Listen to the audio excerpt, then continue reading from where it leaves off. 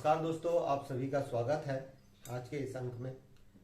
सुबह के 6:15 बज चुके हैं और अब हम निकलने वाले हैं बर्ड वाचिंग के लिए, बर्ड फोटोग्राफी के लिए। कौन कौन सी बर्ड्स आज हम देखते हैं उसका एक संक्षिप्त सा ब्यौरा आज के इस वीडियो में हम देने वाले हैं।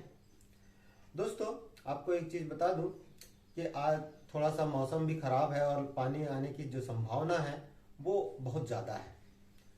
सुबह से मौसम खराब हो गया है और इसकी वजह से थोड़ा सा लेट भी हो चुके हैं, इससे पहले ही निकल जाते हैं। तो चलते हैं आज के इस अंक की तरफ, आज के इस वीडियो की तरफ, और हम देखते हैं कि आज हम कौन कौन सी चिड़िया देख पाते हैं और उनका एक संक्षिप्त वीडियो आप तक पहुंचाते हैं।